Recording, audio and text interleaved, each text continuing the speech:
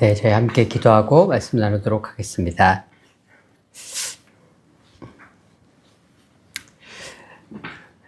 만군의 주 되시는 살아계신 우리 주 여호와 하나님, 주의 종들이 이 밤에 주님의 존전 앞으로 나아옵니다. 주님의 보좌 앞에 무릎을 꿇고 나와 겸비하기를 원하며 오직 주께서 말씀하시는 하늘의 보좌로부터 흘러나오는 생수와 같은 주의 음성을 듣기를 원합니다. 주님, 천둥소리와 같은 주의 계시의 말씀으로 우리의 심령과 우리의 혼과 우리의 영을 쪼개시는 그 살아계신 주 여호와의 말씀으로 우리의 심장과 우리의 폐부와 우리의 마음을 찌르는 그 여호와의 살아있는 그 말씀으로 우리에게 이 시간 임하여 주시옵소서. 주의 말씀으로 새해를 한 해를 보내며 또 새해를 맞이하는 이 시간 우리의 영혼을 새롭게 할 수 있도록 새 영으로 주님 임하여 주시옵소서. 이 시간을 주님 앞에 부탁드리며 우리 주 예수 그리스도의 이름으로 기도드렸습니다. 아멘. 네, 오늘 요한복음 4장에서 예수님께서 사마리아 여인에게 명령하시기를 하나님께 예배하는 자는 신령과 진정으로 예배하여야 한다라고 이렇게 말씀을 하셨습니다. 그리고 이제 바울도 우리 함께 읽은 로마서 10장 말씀에 바울도 우리가 드릴 영적 예배에 관해서 이야기를 했습니다. 근데 예수님께서도 신령으로 드리는 예배, 영으로 드리는 예배에 말씀하셨고 바울도 영적 예배를 드려야 된다 이야기를 했는데 과연 영으로 예배를 드린다는 것은 과연 무엇인가? 영적인 예배를 드린다는 것은 무엇인가? 라는 것에 대해서 우리가 깊은 생각을 많이 해보지는 않았던 것 같습니다. 저도 개인적으로 영으로 예배를 드린다는 것이 무엇인가에 대해서 깊이 있게 생각을 해본 적이 별로 없었던 것 같습니다. 제가 그러면 영으로 예배 드리는 것이 무엇인가를 알기 위해서 영적이라는 것이 어떤 말인지를 좀 이해를 해야 되는데 영적이다라는 것을 말을 조금 이해할 수 있는 단서가 우리 함께 읽은 고린도전서 2장 말씀에 나옵니다. 이제 고린도전서 2장에 보면은 두 가지 부류의 성도들에 대해서 바울이 이야기를 합니다. 첫 번째 부류는 2장 6절에 온전한 자들, 바울이 이렇게 이야기를 했습니다. 이제 온전한 자들, 영어로 하면 더 mature, 영적으로 성숙한 자들을 한 부류의 고린도 교회 성도들 중에 한 부류를 온전한 자들이라고 얘기를 했고 또 한 부류의 사람들은 2장 14절에 육에 속한 사람이다 이렇게 이야기를 했습니다. 그래서 두 부류의 이제 성도들이 있음을 바울이 고린도전서 2장에서 이야기를 하고 있는데요. 고린도전서 2장의 문맥에 어떤 상황이 있냐면은 바울이 지금 고린도 교회에 분열이 일어났습니다. 어떤 사람은 나는 바울을 파다, 나는 아볼로 파다, 나는 베드로 파다, 나는 그리스도 파다. 이렇게 사람들이 자기가 좋아하는 교회 리더들을 중심으로 파당이 나누어지는 교회의 분열이 일어났습니다. 근데 바울이 그 교회의 분열에 대해서 이야기를 하면서 교회가 왜 이렇게 분열이 일어나게 되었는지를 이야기를 하면서 바울이 한 이야기가 너희들이 온전한 자들이 되지 못하고 성숙한 자들, 주어한 자들이 되지 못하고 육에 속한 자들이기 때문에 이러한 일이 일어난 것이다 라고 지금 바울이 지금 이야기를 하고 있는 겁니다. 근데 지금 바울은 고린도 교회 교인들, 성도들에게 이야기를 하고 있는 거거든요. 고린도 교회 성도들, 우리는 근데 성도들, 예수 믿는 사람들이라고 하면 당연히 예수 믿는 사람들은, 성도들은 영에 속한 사람이라고 생각을 하잖아요. 그죠? 우리는 육에 속해 있지 않고 영에 속한 사람이라고 생각을 하잖아요. 그런데 바울이 성도들의 상태로 너희들이 이렇게 파당을 지은 것은 너희들이 육에 속한 자들이기 때문이다라고 바울이 지금 고린도전서 2장에서 이야기를 하고 있는 거거든요. 그러니까 우리가 기존에 알고 있는 것들과 좀 바울이 다른 이야기를 하는 것 같죠. 원래 우리가 기본적으로 알고 있는 것처럼 예수 믿는 사람은 육에 속한 자였다가 영에 속한 자가 되는 것이 맞죠. 그래서 하나님의 그리스도의 영을 받고 구원받은 자로서 영에 속한 자로서 신분이 육에 속한 자에서 영에 속한 자인 것은 맞습니다. 그것은 이제 바울이 로마서 8장에도 이렇게 얘기를 하죠. 만일 너희 속에 하나님의 영이 거하시면 너희가 육신에 있지 아니하고 영에 있나니 누구든지 그리스도의 영이 없으면 그리스도의 사람이 아니라. 우리가 그리스도의 영을 받아서 그리스도의 사람이 되었기 때문에 우리는 모두 다 예수 믿는 사람은 그리스도의 영을 가진 그리스도께 속한 그리스도의 영을 가진 영에 속한 사람입니다. 그런 면에서는 우리가 영에 속한 사람이라는 것이 맞지만 영에 속한 사람들 그리스도인들을 놓고 보면 이 그리스도인들 안에서 또 분류가 되는 겁니다. 사람이 어떤 사람들은 그리스도인 안에서 영적인 사람들, 영으로 인도함을 받는 사람들, 영적으로 성숙한 사람들, 영적으로 온전한 자들이 있는 것이고, 그러나 예수를 믿었지만 아직 미숙한 자들, 아직 육의 인도함을 받는 자들, 아직 육적인 성향이 강한 그리스도인들이 있는 거죠.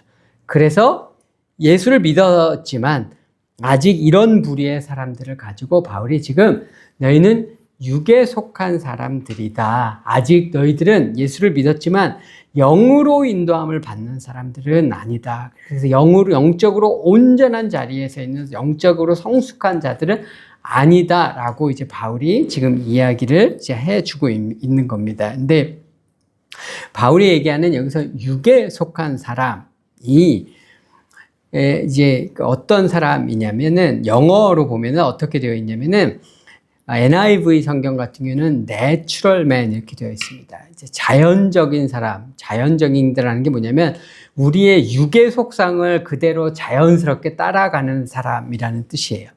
우리의 가진 인간의 속성, 네이처, 우리의 기본적으로 가진 속성은 죄성이잖아요. 그죠? 육의 속성, 죄성을 그대로 따라가는 사람이라는 뜻이에요. 근데 조금 다른 성경들을 보게 되면은 ESV 같은 번역본을 보게 되면은 육에 속한 사람을 어떻게 번역을 했냐면은 man without spirit 이렇게 해놨습니다. 영이 없는 사람, 영의 인도함을 못 받는 사람이다 이렇게 표현을 해놓은 겁니다. 그리스도인이지만 그리스도를 믿고 구원에 이르렀지만 영으로 인도함을 받지는 못하는 사람이다. 이렇게 표현을 해놨습니다. 근데 왜 이렇게 번역의 차이가 있냐면은 사람이 흔히 영과 혼과 육으로 되어 있습니다. 그죠? 우리 사람이 육체를 가지고 있고 거기에 혼의 영역이 있고 그 다음에 우리 영이 있습니다. 근데 그래서 영의 인도함을 받는 사람은 영적인 사람이겠죠. 그죠? 육의 인도함을 받는 사람은 예수를 믿었지만 육적인 사람이겠죠. 그죠? 근데 문제는 이 중간에 혼의 영역, 혼에 있는 사람을 뭐라고 해야 되느냐. 이 혼의 인도함을 받는 사람은 이 사람은 과연 영적인 사람인가 아니면 육적인 사람인가. 이걸 우리가 번역을 왜 이렇게 들려면 헬라어로는 이 혼에 해당되는 게 푸시케라는 단어예요.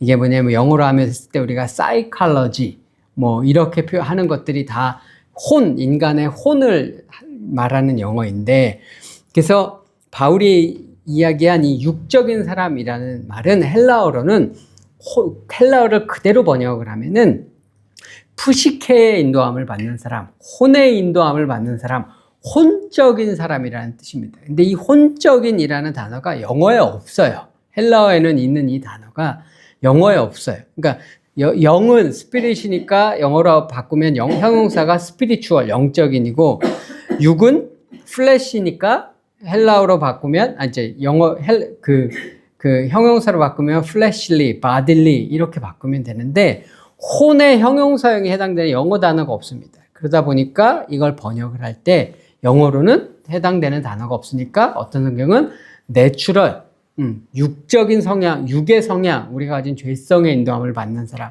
헬라어 같은 경우는 영에 속하지 못한 사람, 이렇게 man without spirit 이렇게 표현을 한 겁니다. 그러면 바울은 지금 육에 속한 사람을 뭐라고 얘기를 하는 거냐면 우리가 인간이 영혼 육이 있는데 육의 인도함을 받는 사람만 육에 속한 사람이 아니라 혼의 영역의 인도함을 받는 사람도 육에 속한 사람이라고 이야기를 하고 있는 거예요.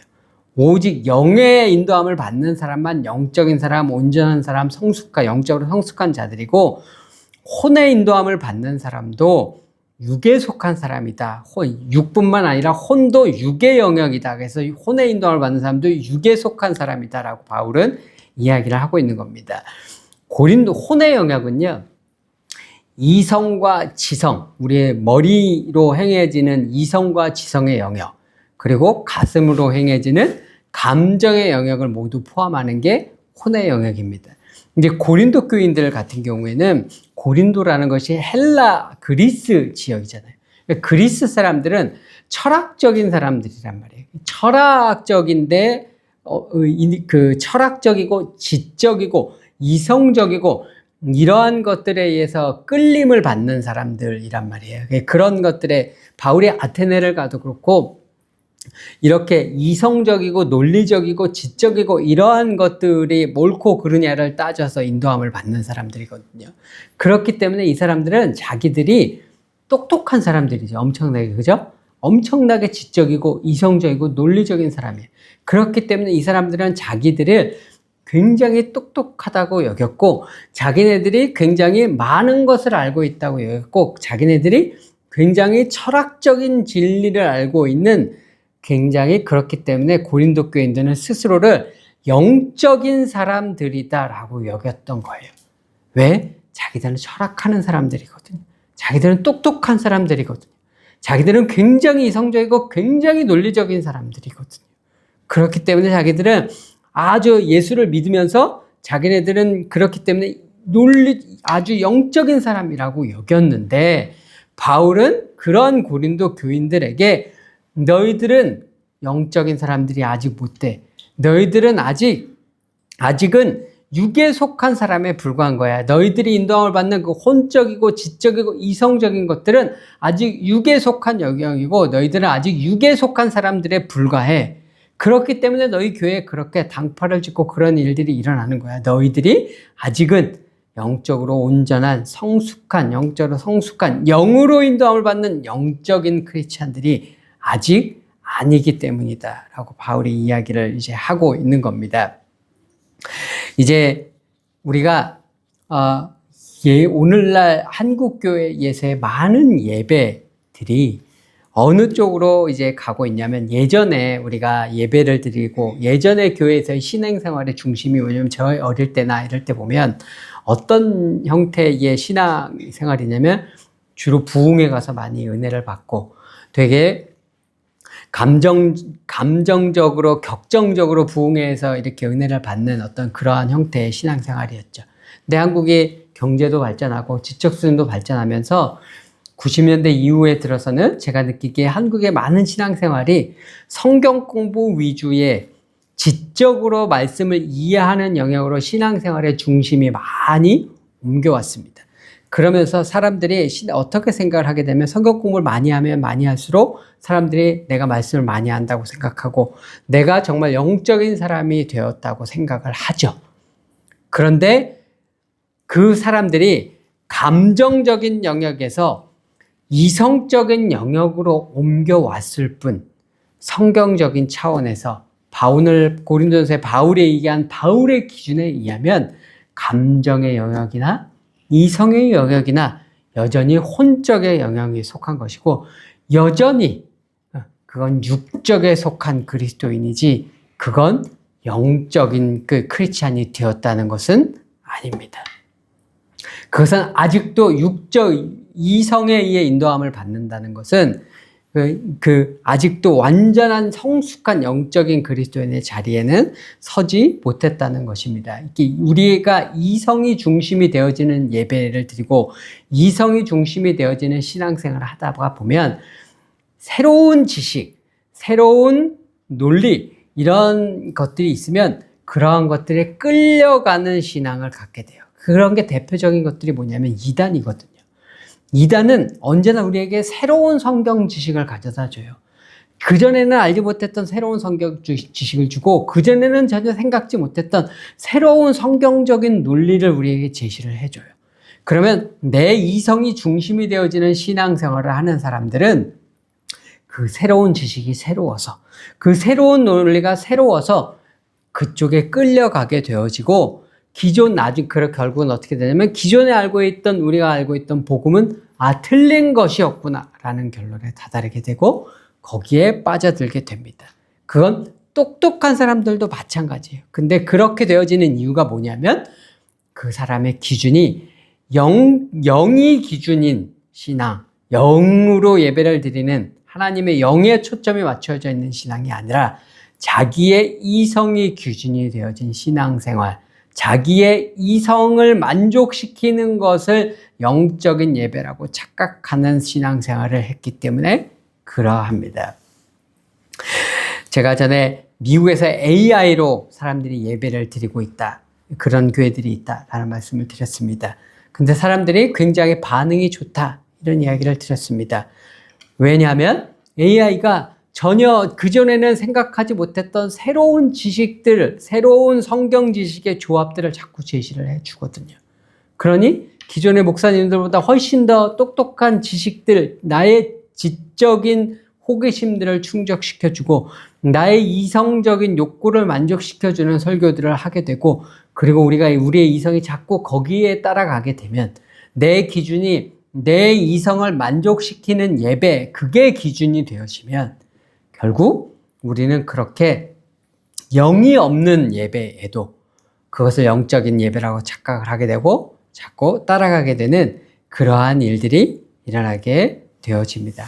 그래서 우리가 이성이 아닌 영이 기준이 되어진 나의 이성을 내려놓고 오직 하나님의 영에 초점을 맞춰진 영이 기준이 되어진 예배 가운데로 나아가는 훈련들을 나의 이성이 만족스럽지 않아도, 내가 지적으로 충족되어지지 않는다 할지라도 내가 내 영으로 하나님 앞에 나를 드려지는 그러한 예배를 훈련하는 그러한 가운데 들어가서 신령으로, 영으로 예배를 드리는 훈련들을 해야만이 앞으로 우리가 이러한 이성적으로 드려지는 이러한 미혹 가운데서도 벗어날 수 있을 겁니다. 미국의 국방과학연구소에서 하는 연구 중에 어떤 연구가 있냐면 이러한 연구가 있답니다.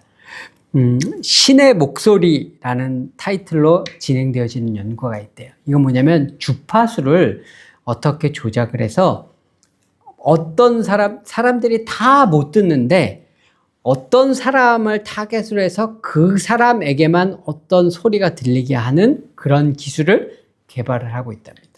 그래서 이 기술을 어떻게 적용하려고 생각을 하는 거냐면은, 예를 들면 이슬람 테러리스트나 이런 사람들에게, 그런 사람들에게 이 어떤 목소리를, 예를 들면 이게 내가 알라신이다, 혹은 뭐 내가 무함마드다, 이런 식으로 얘기를 해서 그 사람의 얘기를 해주면은, 그래서 뭐뭐뭘 해라 이렇게 얘기를 하면은 그 사람이, 이 사람은 세상의 모든 사람은 듣지 못하는데 자기는 그 소리를 들으니까 자기가 신의 목소리를 듣고 있는다고 착각을 하게 돼요. 그래서 그 사람을 그렇게 주파수 조작을 통해서 그 사람에게 뭐 어떤 명령을 하게 되고 그 사람이 그걸 신의 목소리라고 착각을 해서 그 명령을 준행하는 그런 일들이 일어날 수 있도록 하는 일들을 진행을 하고 있다고 이제 제가 들었습니다. 그러면 이런 사람들이 다 이게 뭐냐? 이성의 기준이 되었을 때 이성에 끌려 나가서 그 이성을 영으로 착각을 해서 이성에 끌려 나아가는 상황에 다다르게 되는 거죠. 그래서 우리가 예배를 드릴 때에도 내 이성이 기준이 되어서 내 이성의 지적인 영역, 이성적인 영역, 논리적인 영역이 기준이 되어서 그것으로 예배를 드리는 것이 아니라 나의 이성과 나의 지적인 영역과 이런 것들을 모두 다 내려놓고 하나님께 영으로 나아가는 훈련이 되어야지만 우리가 마지막 때에 이런 미혹, 이성의 미혹 가운데서도 끌려 나아가지 않을 수가 있습니다.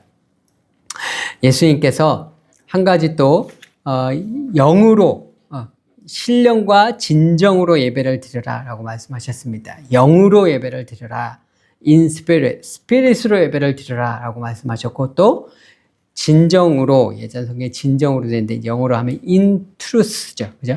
진리로 예배를 드려라. 이제 라고 말씀하셨습니다. 그럼 진리로 예배를 드린다는 것은 어떤 것인가?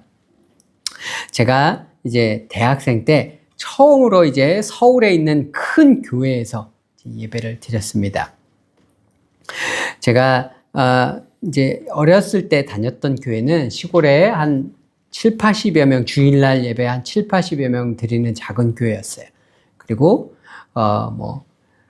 새벽 기도나 철야 기도나 이런 거는 그 시멘트 바닥에 이제 비닐 장판 입고 이제 방석 깔고 이렇게 드리는 그런 작은 교회였었기 때문에 큰 교회에서 예배를 드려본 적이 이제 없었습니다. 그러다가 이제 대학교에 때 들어와서 서울에서 처음으로 이제 대형 교회를 가봤습니다. 대형 교회를 대형 교회 주일 예배를 선배들 따라서 이제 딱 갔는데, 예배가 일단 딱 예배당을 들어갔는데 분위기가 너무 좋더라고요. 왜냐면 분위기가 너무 엄숙해요. 그러니까 조명이 일단 약간 어두컴컴한데 배결등이 이렇게 은은하게 비치니까 분위기 자체가 너무 거룩해 보이더라고요. 근데 그 예배당에 딱 들어가면서부터, 이 예배당 자체가 서울교회는 진짜 경건하구나, 이런 느낌이 들었어요.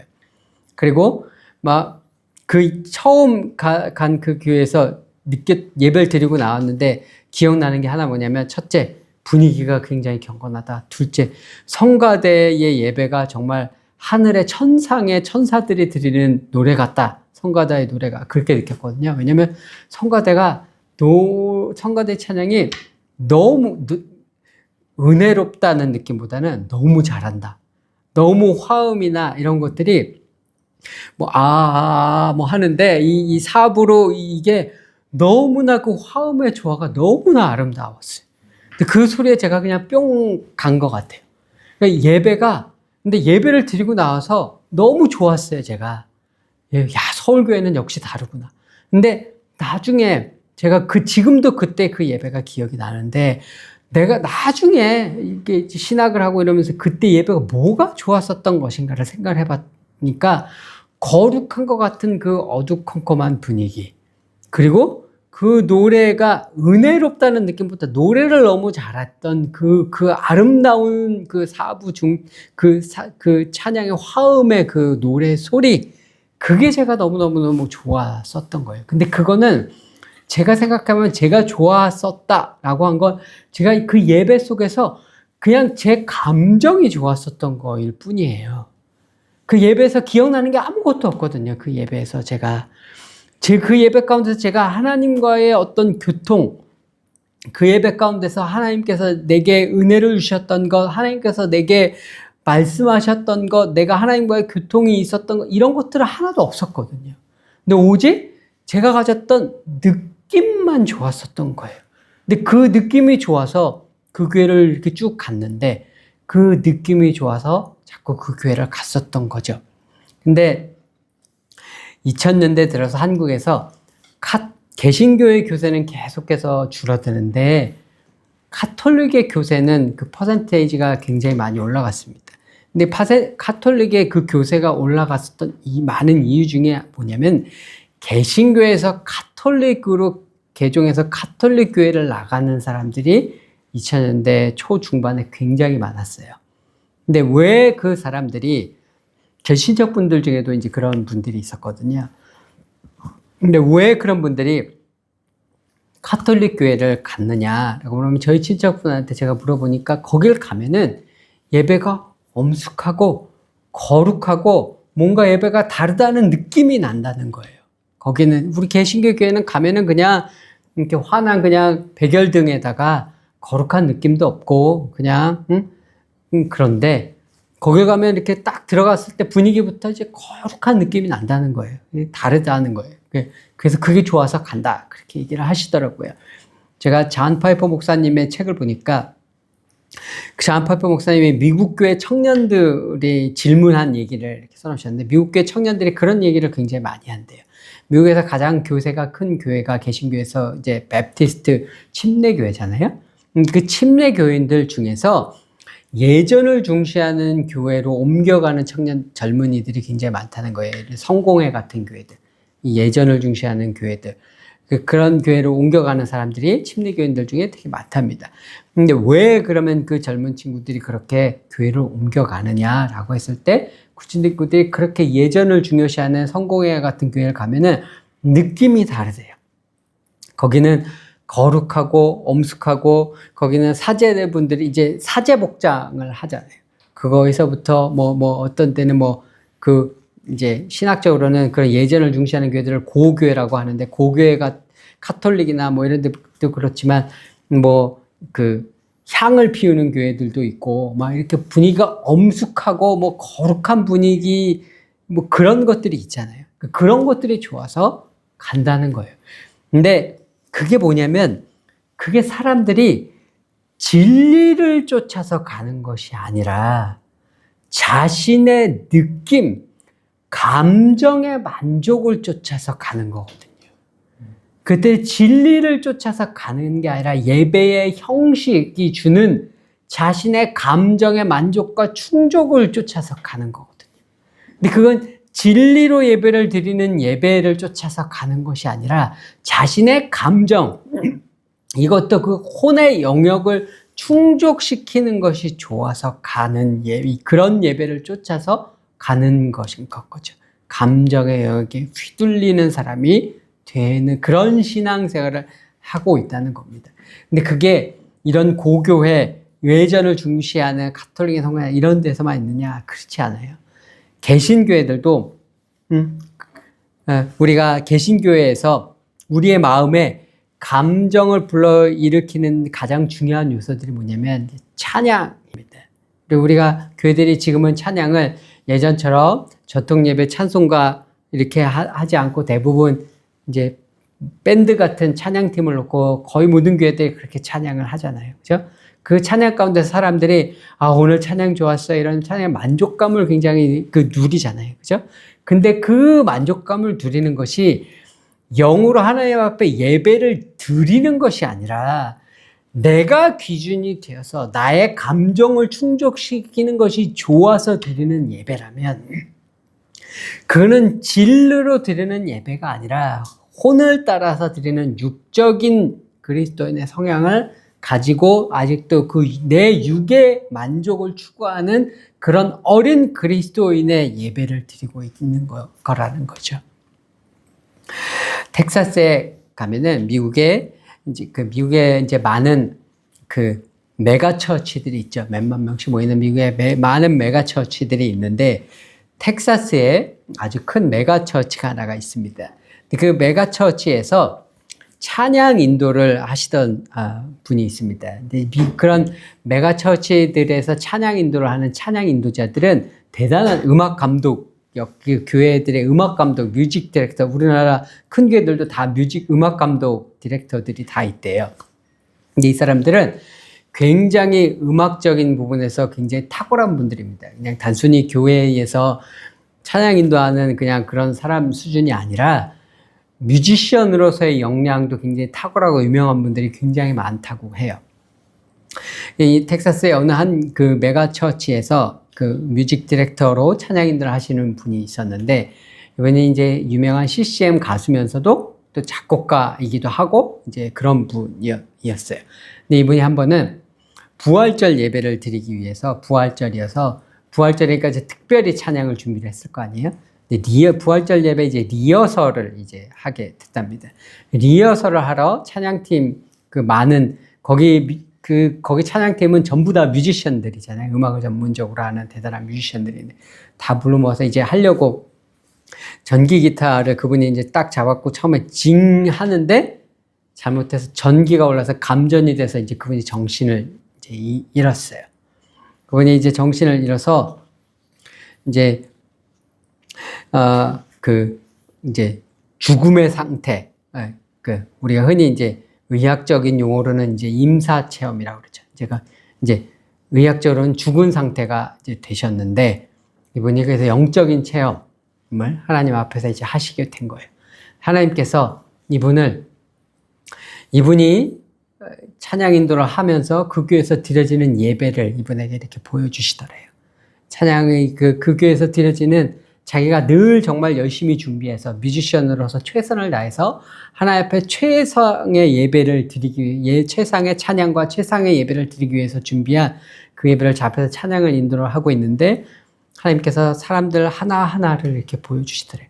앞에 어떤 청소년 같은 아이가 있는데 열심히 자기가 찬양 인도를 하고 열심히 그 친구가 손을 들고 열심히 하나님 앞에 찬양을 드리더래요.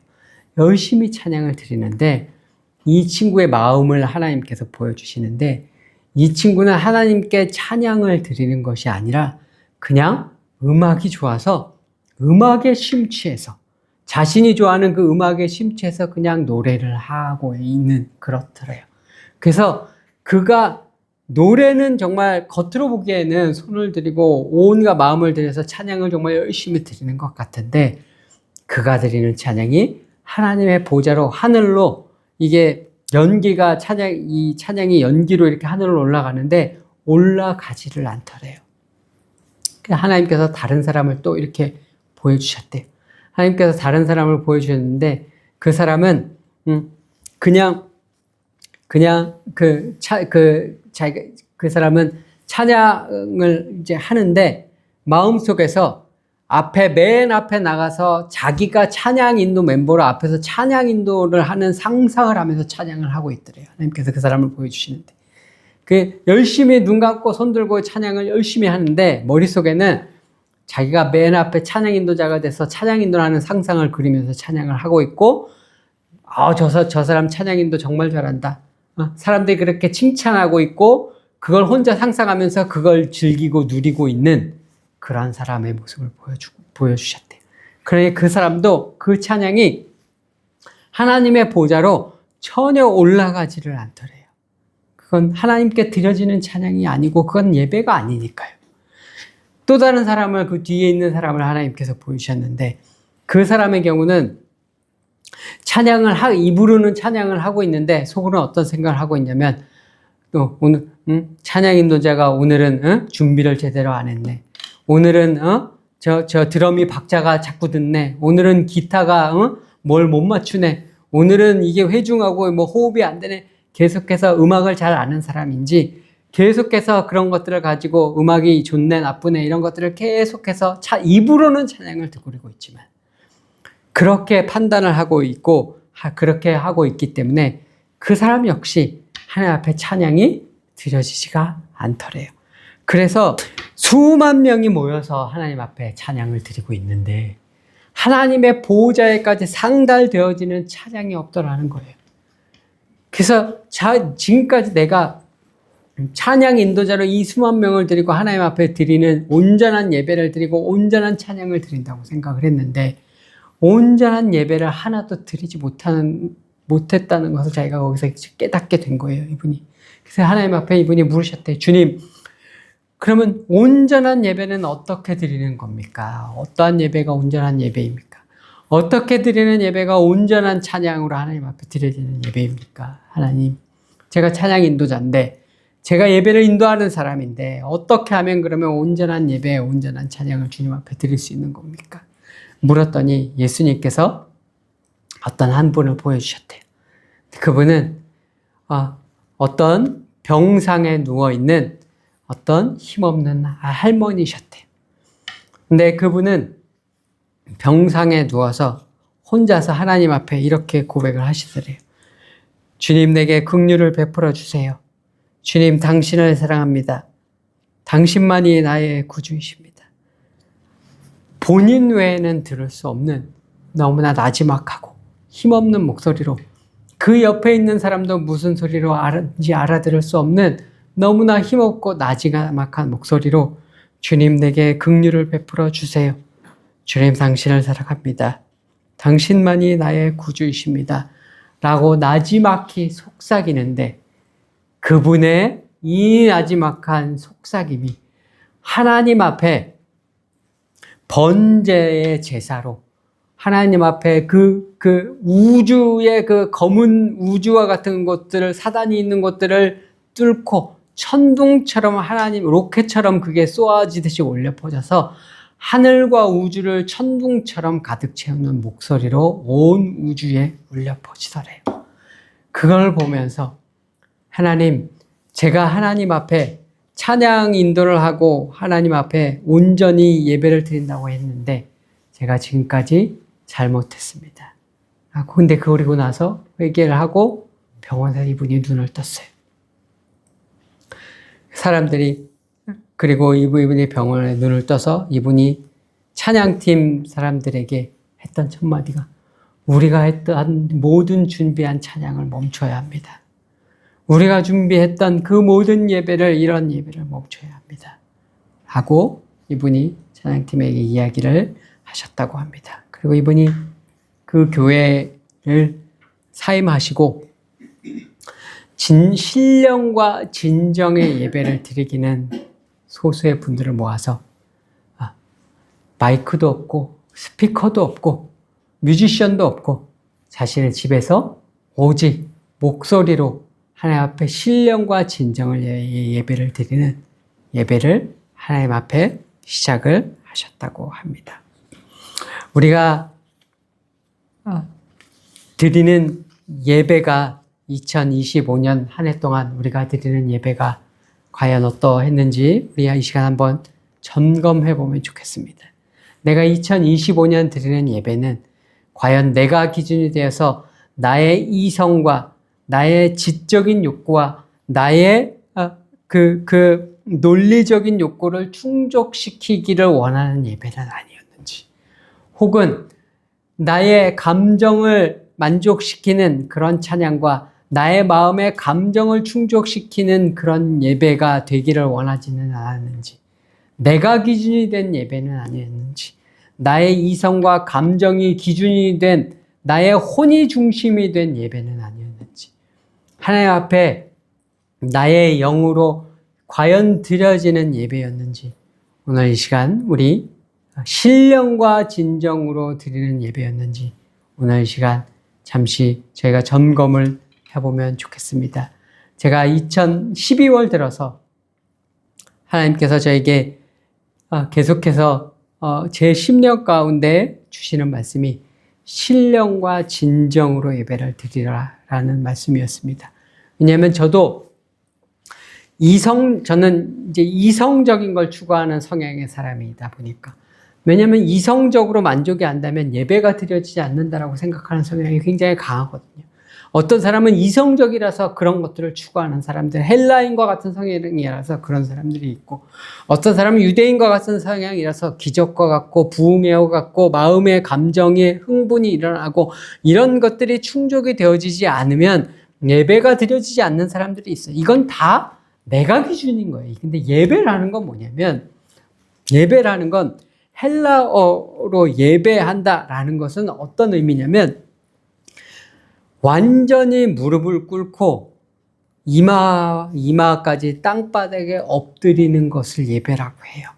하나님 앞에 우리가 신령과 진정으로 예배를 드린다는 것은 내가 기준이 돼서 나의 이성적인 욕구와 나의 감정적인 욕구가 만족이 되면 예배가 좋았다라고 하는 것이 아니라, 하나님 앞에 완전히 부복이 되어서 나의 이성도 내려놓고 나의 감정도 내려놓고 오직 영으로 나의 모든 것을 부복하고 왕 앞에 완전히 무릎 꿇고 그 이마까지 땅에 엎드린 자와 같은 자세로 하나님 앞에 나의 모든 것을 드리는 것, 그것이 예배인데, 과연 우리는 신령과 진정의 예배를 드리러 하나님 앞에 나왔었는지, 아니면 나의 만족을 위한 예배를 드리기 위해서 지금까지 하나님 앞에 나왔었는지, 우리가 이 시간 잠시 하나님 앞에 기도하면 좋겠습니다. 그래서 이제 2026년 새롭게 맞이하는 새해에는 우리가 우리의 이성을 만족시키는 예배를 추구하는 것도 아니고 우리의 감정을 만족시키는 예배를 추구하는 것도 아니라 오직 신령과 진정을 하나님 앞에 나와 부복하여 영으로 나를 드리는 신령과 진정의 예배를 드리는 자리에 나아가는, 그래야 주께서 받으시기에 합당한 영적 예배를 주님 앞에 드리는 저 여러분 모두가 되시기를 우리 주 예수 그리스도의 이름으로 축원드립니다. 우리 이 시간 다 같이 하나님 앞에 잠시 기도하도록 하겠습니다. 주님, 이 시간 주님 앞에 부복하며 나아가기를 원합니다. 주님, 이 시간 주님 앞에 예배하러 나아갈 때에 나의 이성적인 욕구를 만족시키러 예배 자리에 나아가기를 원치 않고, 주님, 나의 감정적인 욕구를 만족시키고 나를 만족시키는 내가 기준이 되어지는 예배가 아니라 주님 앞에 부복되어지는 신령과 진정으로 나를 드리는 나의 생각과 감정과 나의 모든 바라는 것들과 내가 가지고 있는 세상의 모든 기준들과 그 모든 것들을 내려놓고 주님 앞에 나를 내어드리는 신령과 진정의 예배로 이 시제 앞으로 주님 앞에 새롭게 나아가기를 원하오니, 주님, 이 시간 우리를 만져주시옵소서. 우리 하나님 앞에 기도하며 나아가도록 하겠습니다. 하나님은 영이시니 하나님께 예배하는 자는 신령과 진정으로 아버지께 예배할지니라. 주님, 2000년 전 주께서 사마리아 여인에게 말씀하셨던 그 말씀대로 주님, 저희가 주님 앞에 예배드리며 나아올 때에 주님, 주님으로부터 무엇을 받고자, 주님, 나의 욕구를 충족시키고자, 나의 이성과 나의 감정을 충족시키고자 예배 가운데 나오는 자가 아니라 주님 앞에 부복하며 번제로 나를 드려지는 참된 영적 제사로 주님 앞에 드려지는 예배로 나오는 참된 신령과 진정의 예배를 드리는 자로 주님 앞에 2026년 새해 가운데 나올 수 있도록 주님, 우리를 새롭게 변화시켜 주시옵소서. 아멘. 주님께서 우리에게 새로운 영으로 새로운 2026년 가운데 새로운 영적 예배로 나아올 수 있는 교회 되어지도록 우리를 새롭게 빚어 주시옵소서. 주님께 감사드렸고 우리 주 예수 그리스도의 이름으로 기도드렸습니다. 아멘.